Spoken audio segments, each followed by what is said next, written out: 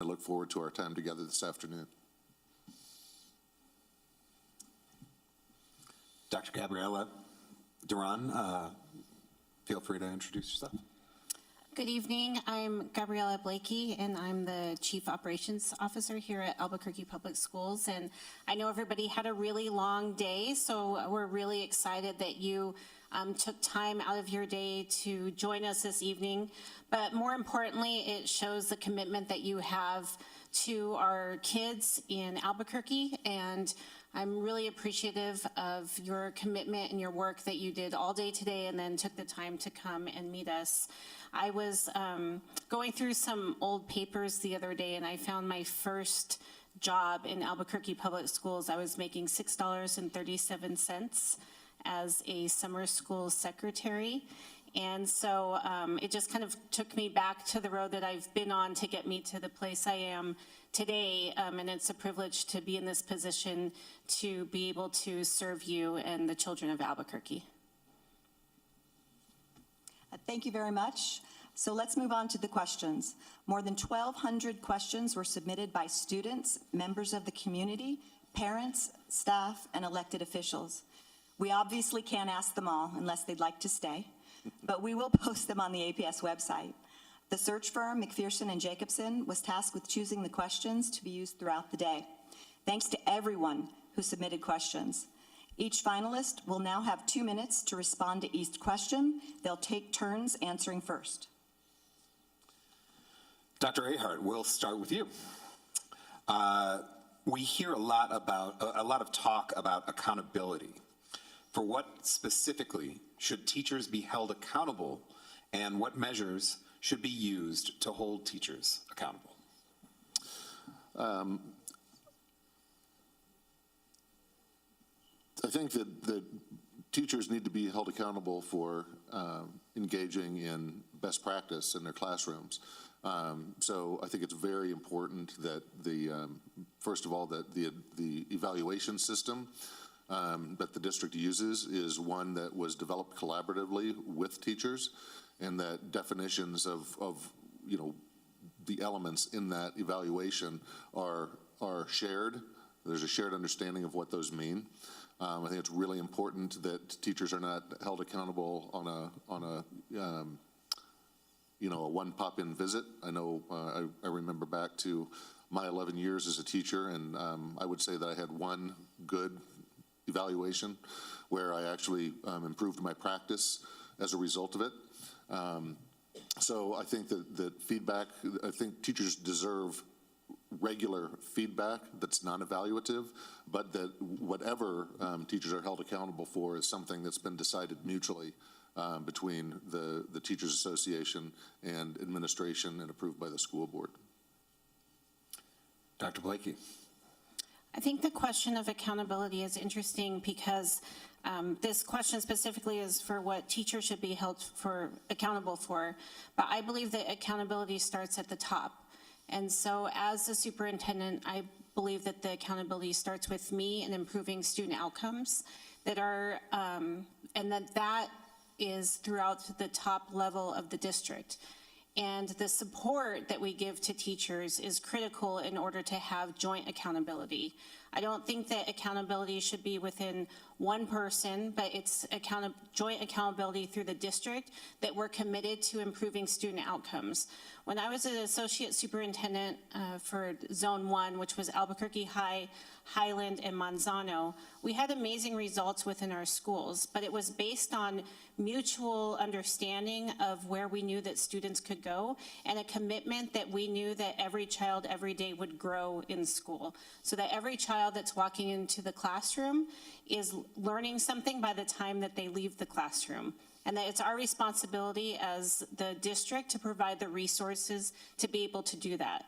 And that's what I mean by the mutual accountability as well, is that the accountability starts with me, and the providing resources for teachers to be able to do their work is also something that is my responsibility as a leader of the district, to make sure that we have the resources to hold people accountable for, so that it's not just an expectation without any sort of commitment on the other side. It's a mutual accountability.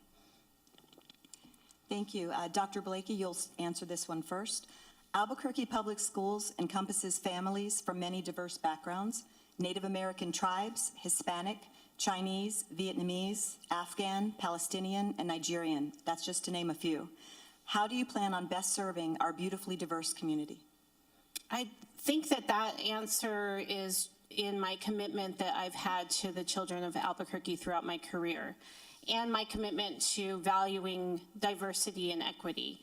I come from a background of being obviously a woman of color growing up in Albuquerque, and knowing that that is an asset and not a barrier to our students. As I'm up here as a former student in Albuquerque Public Schools, it's able to achieve something that I've worked my whole career for. That's the opportunity that we owe to all of our students. And so I value diversity, and I think that it's really important for us to instill in our children that who they are is a value and it's not a barrier. And that's really important to me as we work with our community and our students. I started teaching as an English language learner, English language teacher for English language learners at Highland High School. And it was within that environment that we worked together as a classroom to make sure that the students knew that they were part of the whole school. It's not just a classroom to the side, but that learning a second language is an asset and a value, and that we made this school stronger just by being in our class and instilling that pride in the students. And that's the commitment that I have to our district and to our community, that we see diversity as a value and as an asset, and that we build together with that. Thank you. Dr. Ahart? Yeah, diversity is, we're trying to prepare students to be successful in whatever wherever their passions lie, wherever their strengths lie, whatever they choose to do once they leave us after graduating high school. One of the things that is very difficult to replicate is the exposure you get from engaging in the educational process with a widely diverse set of classmates and colleagues. So it's important that we instill the value in the community as well as in the district that these are not burdens, that these are actually gifts that help make us stronger. The more diverse we are, the clearer perspective we have on how the world works outside of Albuquerque and outside of the United States. As a superintendent, I had students that came from over 100 different countries of birth, speaking over 100 different languages, and 68% of our students were students of color. It's important that regardless of background, regardless of language group, that we engage meaningfully, not just with the students, but with their families, so that all families have an equitable opportunity to participate in the education of their students and in the school improvement process, just like we would all expect in our families. So there are many different ways that we can engage those folks, but what we have to make sure that we do is be careful that we don't have any blind spots and that everybody is actively welcomed in as part of the community. Thank you. Dr. Ahart, you can answer this question to start. Number 3, can you please describe your experience in working with strong unions and provide examples of how you have negotiated what's both best for students and what's best for the employees the union represents? Yeah, as a teacher, I joined our teachers union for my probationary years, and then just simply couldn't afford to. I didn't think stay connected with the union. When I switched to a different school district, the leadership in that union was very strong, and they convinced me that I should give the union another shot. And I did that, and I ended up becoming the president of our local and also the chief negotiator for our teachers union. And that was a wonderful experience, and we were very collaborative in how we approached both contract negotiations and the handling of grievances and so forth. As a human resources director, one of the things that I did, we had a very strong union in that district. It was a very fast-growing district. We were hiring lots of teachers, and the union had a lot of power. I looked at the chapter of our comprehensive agreement that was causing the most grievances, and it happened to be the chapter on seniority and transfer. And the union worked with me to put together a committee of union leadership and building level administrators. And outside of the negotiations process, we actually rewrote that entire chapter of the contract and then had that formally approved by both the school board and membership association when negotiations time came around. It's really important that there's a collaborative relationship between not just the teachers union, but the other employee unions and the district. This is a people business. We need to take care of all of our staff, and I want to emphasize too that we need to treat and make sure that our community is treating our professionals as professionals. Serving as a professional in a school as a teacher is no less important and deserves no less respect than any of the other professions. And am I out of time or stop? Thank you. Dr. Blakey. I have a lot of experience on both sides of the table for negotiations and working with unions. As a teacher, I was a member of the teachers union. As a principal, I was a member of the principals union, and I served as one of the presidents of the principals association as my term as a principal. And so it's really interesting now in my role. I also work with all of our other unions, bus drivers, food service workers, police, and in all of those things, I think experience says a lot, because I've walked in the shoes of both sides. And it's really interesting because our teachers union, we do interest-based bargaining. And as I've worked in my career, some of those interests have shifted from my time in the classroom, my time as a principal, and my time as a district leader. But the perspective of where everybody sits in their work is really important to keep in mind in interest-based bargaining. And I think that the district could do a stronger job bringing their interests to the table. And I think that valuing the work of listening to each other is really important in negotiations, because what we're trying to do is set up success for our students, and we can't do that if we don't invest in our teachers and in our employees.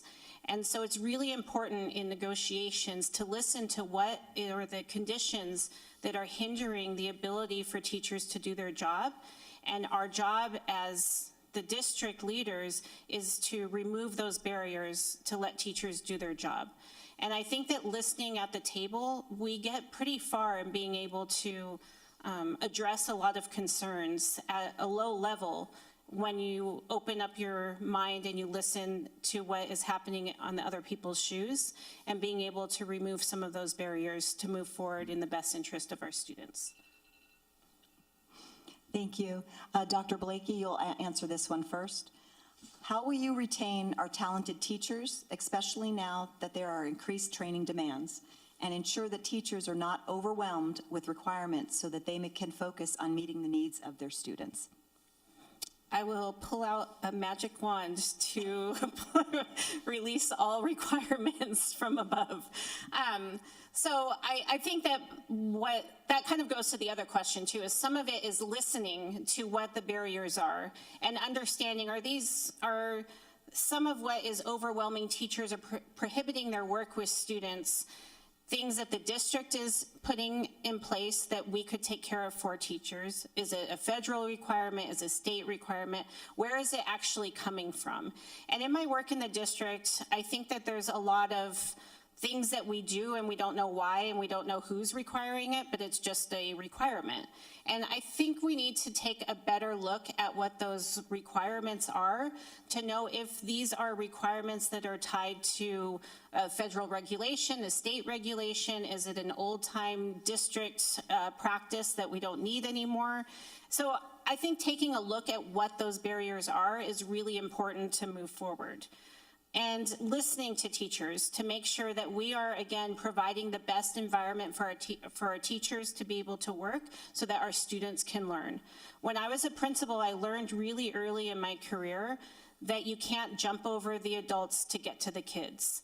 And it's really important to invest in the adults in order to make substantial gains with our students. And we're all committed to our students. And as a principal, I was committed to each and every one of the students that was in my school. But I knew that it wasn't up to me to do alone, and that I had to invest in all of the adults on campus to be able to do their job and to remove barriers that are preventing them from having students being able to be in the best learning environment. Dr. Ahart? Teacher retention is huge, and beyond teacher retention, actually attracting new talent into the profession has become, in my view, a national crisis. When I was leaving the classroom and started getting into administrative work in my state, they listed a couple of different positions as shortage areas in the teaching profession, and virtually every position is a shortage area now. So one thing that we worked very hard at in Des Moines was ensuring that we were a destination employer. After working on that intentionally for a few years, we were able to earn our way onto the Forbes list of best mid-size employers, not education employers, but employers. So we need to invite our staff, representatives of our staff, I think, more broadly into more conversations that happen at the district level. One of the things that I had a practice of was meeting, as a superintendent, was meeting monthly, and then through the pandemic, it ended up going to weekly, meeting with my teacher association leader. Oftentimes, we were able to surface some smaller issues that had potential to become huge issues.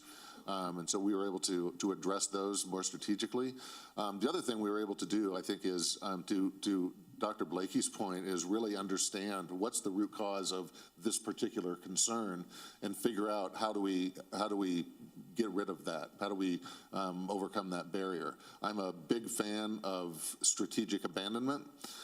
We ask too much of our educators, and so we need to be very clear on why we're at the why behind what we're asking of all of our staff, and not be afraid to say we have to stop doing X, Y, or Z.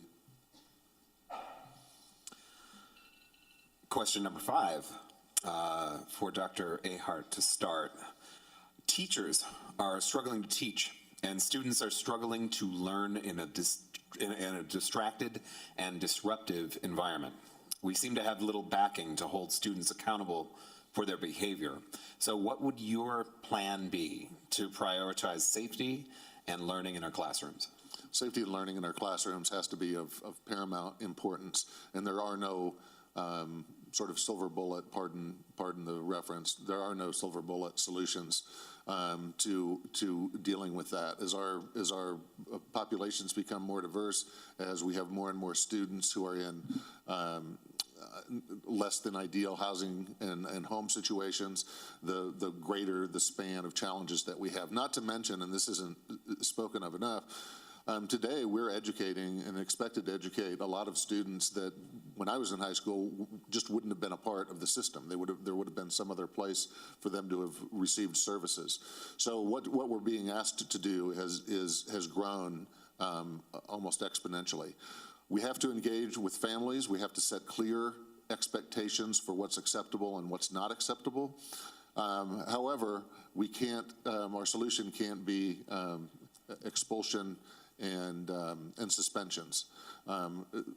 We both lose when we go down that road. So we have to, I think, double down on restorative justice approaches and never let the students who are trying to, on some level, trying to get out of school, out. We didn't expel a single student in a student population of 33,000 students for 8 consecutive years. It's not that we had perfectly behaved students, but we worked out contracts with those students so that we didn't just let go of them. We entered a contract so they could continue to receive services from the school. It just looked different than what they received as a regular, as a standard student. That went a long way towards students understanding that there's not a shortcut to getting out of here. we're all fighting for these students to be successful when they leave us, and letting go of them doesn't help. But we have to insist on the support of the families and guardians that are supporting these students at home. Dr. Blakey. I think a lot of what we can address is in building really strong school cultures. And in doing that, providing the space for students and teachers to be able to be successful. The culture of a school can inhibit people's ability to work and also inhibit the students' ability to learn.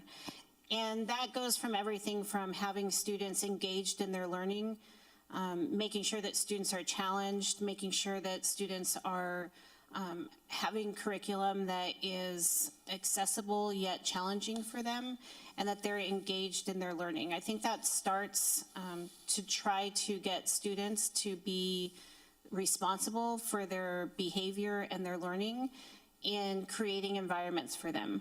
Ideally, I think that the more we can have smaller class sizes, we can give students the personal attention that they need to be able to succeed in the class. But that kind of is backpedaled with the previous question as far as the workforce and retaining teachers. So moving down the road, I would like to see smaller class sizes to be able to address some of the needs of students. I'd also like to increase the use of wellness rooms in our schools and increase school-based health centers to give students the mental health support and the physical health support that they need in order to be successful. There's a lot of things that are impacting our students, and then that impacts the classroom. But there's a lot of supports in our community that can help us in working with our students and providing them the stability and the supports to be successful in the classroom. And I think that means reaching our hand out a bit more and building those relationships and opening up our doors to our partners who can help us in addressing some of the social and physical well-being of our students in order to provide them the success in the classroom. Dr. Blakey, you'll answer this question first. Many people say public education is failing. What will you do as superintendent to try to change the perception of a society that thinks we are failing? That question is hard because it's a little bit personal and like a kick in the gut, because my family and myself have committed ourselves to public education. And I'm a product of Albuquerque Public Schools. I went to elementary, middle school, and high school, and I'm sitting up here in front of a community all day applying for one of the top positions in the state. And so I wouldn't say that it's a failing system. And I think that it's successful, but we could do better. I know that, I think about some of my own work. My husband was a teacher for over 25 years. So to hear that public education is failing would be that we just woke up and didn't do anything all day at work when we've invested a lot of our time and energy. And so I think valuing that, and I think that as educators, we need to be a little bit more prideful. I think that we're kind of a humble group, and I think it's time to be a little more vocal and to explain the work that we do in a positive way and the success that we have in our schools. Can we do better? Absolutely. Have we not been doing well? I would argue otherwise, just in knowing the success of my students even. It's been a very humbling experience to be applying for this position and having my former students reach out to me and kind of see me as a role model for them, but also reach out to tell me what they've been doing since they've left my classroom and reconnecting. And in those responses, I would say that we have not failed the students, but we definitely could do better to make sure that we're providing the opportunity for all of our students to be in the position that I'm in up here, applying for a position like this. Dr. Ahart? Yeah, public education is not failing. I'm just going to say that right out loud. One of the strategies that I used to fight this fight as a superintendent was using real data. We operated literally in the shadow of the state capitol and had a legislature and a governor that were pointedly anti-public education, and we're very good at creating a narrative that really slammed us pretty hard. Particularly the districts like Des Moines that had an extremely diverse student population and dealt with a very high degree of poverty. What I was able to do was take some data, real data that was publicly available, and demonstrate, for instance, that that students in third grade in Des Moines public schools had grown dramatically much more than students at the suburban schools, the much richer suburban schools immediately surrounding Des Moines, as well as the private schools within Des Moines. What our non-educators often fail to realize is the widely divergent starting points of our students. And we need to own the successes that aren't being told by standardized tests. Standardized tests, you can call them what you want, but they don't measure growth. And what I've seen happen especially with high poverty new ELL students is nothing short of miraculous. And so we need to be sharing those narratives more aggressively. But the other thing, and I think we have a really good start here in APS because the board has adopted student outcomes focused governance. Now we can say, here's 4 priorities that we stuck a flag in the sand for, and now we're measuring our progress against that. Because short of doing that, the community wants us to do everything. So we have to be able to say no to some stuff. Okay, question 7. Be answered by Dr. Ahart first. Our schools have similar basic needs and expectations regardless of where they are located, but each school also has specific needs to ensure the success of their students. Where do you draw the line between site-based leadership and school district guidance and directives for all schools? Yeah, this is always a challenging area, but I always we would always talk about loose and tight. What are we going to be tight on and expect consistency, school to school to school to school, and where are we going to be a little looser on? So some examples. We expected all of our comprehensive schools to have music programs. So when it came time for staff reductions, which would come about, I had some principals who would like to sacrifice the arts immediately, and in order to maybe gain an advantage and get some extra staff thrown their way. We had to have expectations on what's being offered consistently at our comprehensive schools. What we didn't hold everyone to the same standard for was, for instance, after school and co-curricular activities. We worked really hard at ensuring that every single one of our students was actively engaged in at least one extracurricular activity, but we didn't require everyone to offer the same things. We really wanted to follow the passions of the students. So we had our basic, the basic high demand athletic things that most everyone had, and music and art things that most everyone had. But every school had wild card positions that they could fund to follow so one school really was into chess, and their students really benefited from that. Another had a breakdance group that students were really passionate about. We need to listen to our students, figure out what's unique about each community, and then look for ways to lift that up. But have a very high level of clarity about what is consistent school to school to school, because ultimately I don't want any student to be shortchanged on their academic experience purely because of their zip code.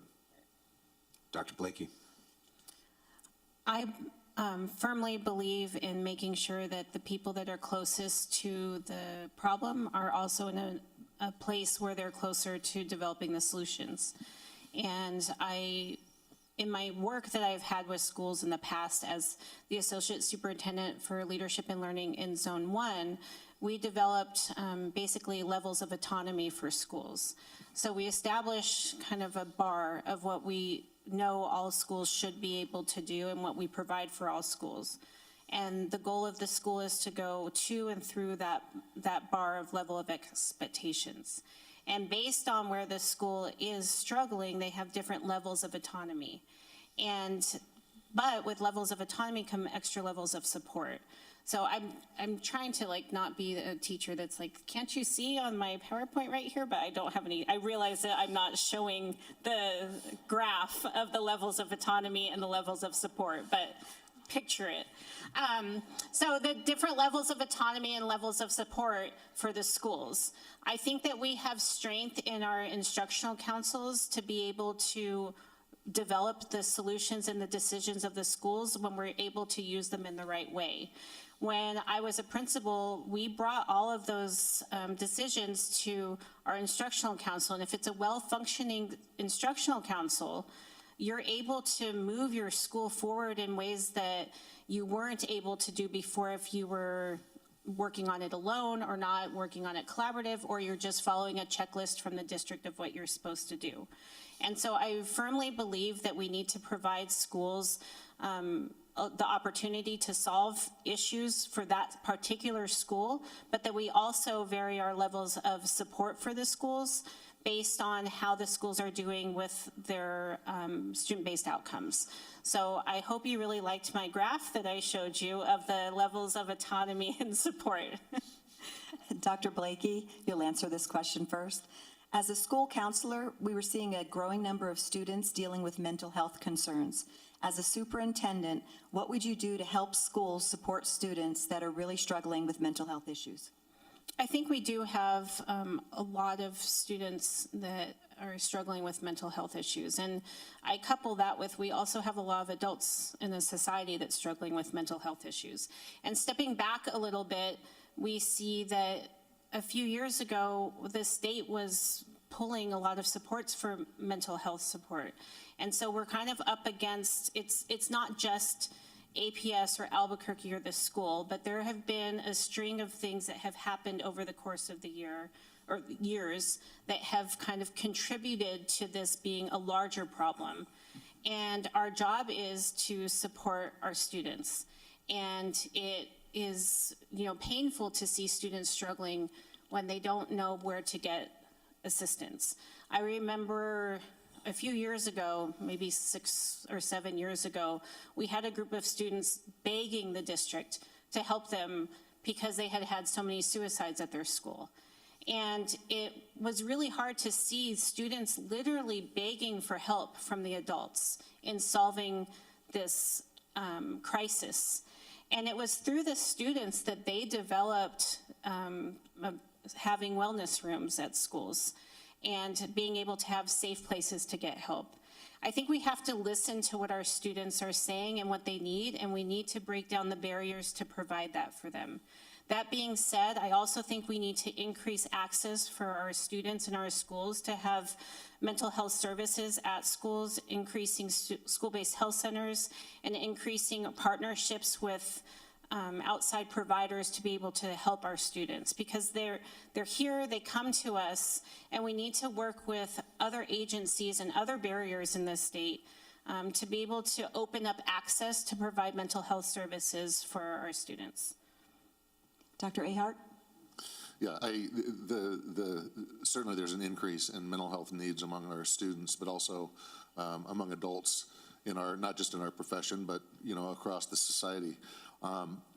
One thing that I got extremely high and tight on as a superintendent, especially after the experience I had as a middle school principal in the district, was getting really clear on what the role of a school counselor, guidance counselor was, and limiting what we would allow building level administrators to assign to those school counselors. We had folks stretched way too thin and trying to do work for which they were not trained. That made it much clearer the need that we had for real mental health therapists. So we started putting mental health therapists, hiring mental health therapists at the district level and placing them in buildings. And I'll tell you what, as soon as we got a process going that worked for identifying those students and creating an avenue for them to receive those services in school, it took off like crazy. Now, of course, that's an expense, and one of the things that we need to do that's vital, I think, is to have this ongoing conversation about what's the school's responsibility and what is maybe some other element of our community or our society is supposed to take care of. Ultimately, as educators, we're going to try to take care of anything that's in the way of our students, but we have to be constantly pressing the broader community to make sure that we're getting the requisite support, so we're not cheating the academic experience that our students have because we have so many other gaps to fill that aren't traditionally the school's responsibility. Okay, it's looking like we have time for a couple more questions. So this is to Dr. Ahart first. For the past several years, there have been a large number of unfilled special education positions, teachers and assistants, leading to students being served predominantly by long-term substitutes. What would you do to help make sure that these jobs get filled and our students who need the most support get what they need? Yeah, that is a protracted issue that's happening all over the place. There are several different things I think that I would attempt without knowing the details of how APS attacks that issue at present. One is financially incenting individuals who are fully certified to take positions, and with the agreement that they stay in those positions for a minimum number of years, so that we can start building back a base of highly qualified folks and can dramatically reduce the number of positions that are filled by long-term subs. Those are things that we worked out with our union. We had side agreements for some specific challenge areas like special education, which is probably our biggest one. Another thing that we did as a district is with new hires. Even though we never found enough, and I'll just be straight up with you, we've never found enough special education hires every year. We were always scrambling to fill those positions. But taking general education teachers who are new hires and offering them incentives to become certified, with, and making it attractive enough that they're willing to go down that road, do the work that it takes to earn that certification, and then be willing to spend a certain amount of time as a special education assigned teacher, without eliminating the possibility of them ever, coming back to gen ed. But more broadly, what we need to make sure that we do is that everybody is sharing in the education of all of our students, and that we don't see our special education students as solely the responsibility of our special education teachers. Dr. Blakey. All research will show you that the biggest impact on student outcomes is a teacher. And so without teachers, we can't reach our goals and achieve our student outcomes.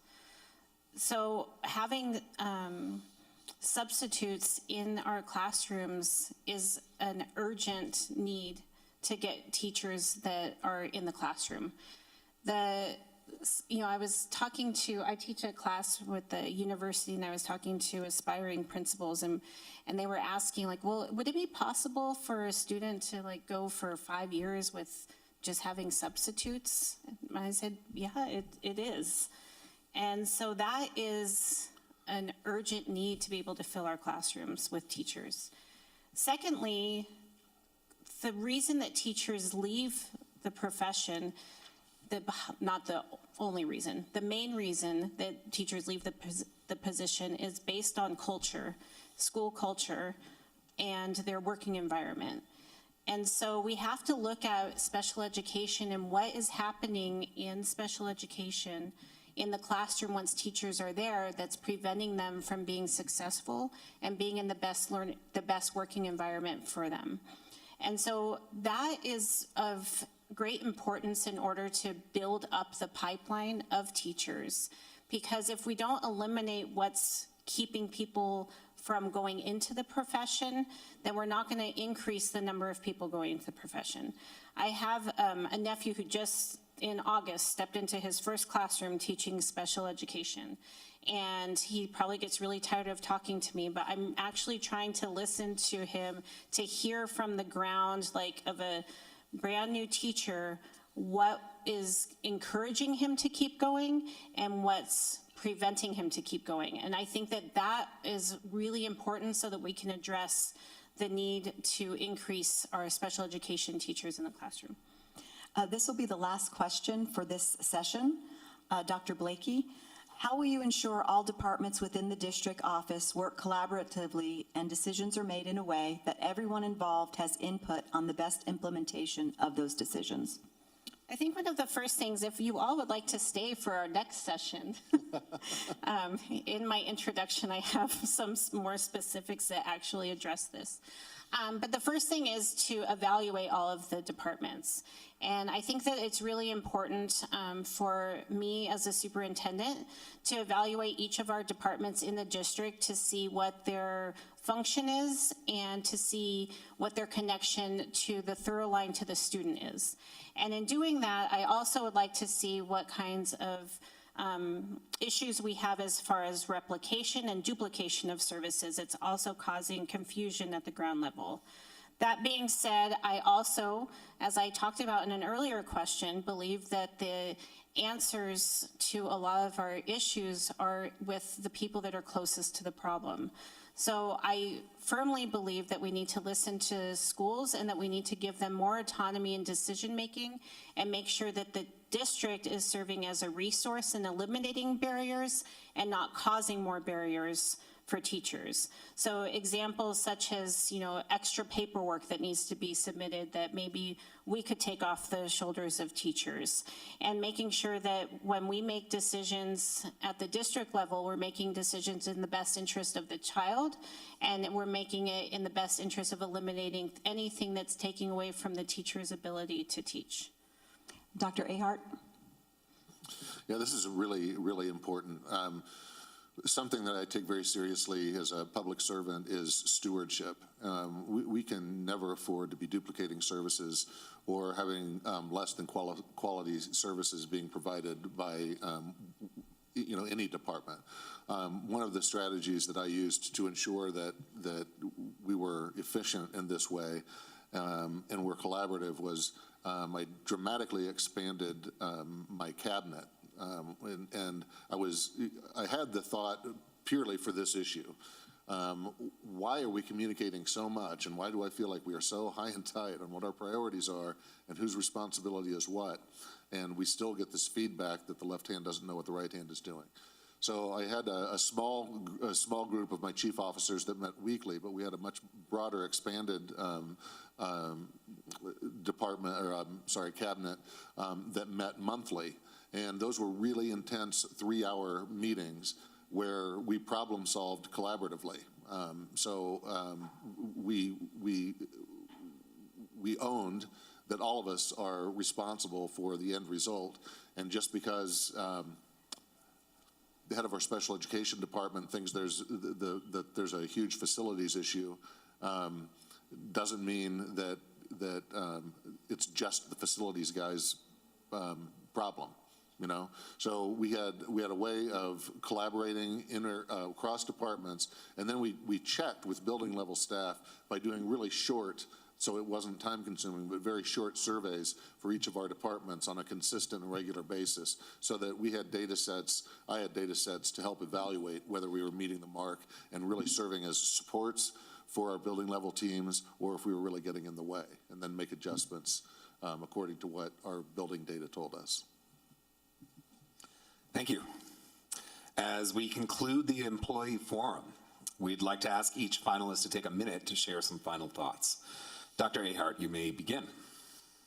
Well, I would like to just thank everyone for taking time out of your day. I always think that February, we're just about to February, is the longest month of the year in public schools. It's the shortest month, but it feels like it's the longest one.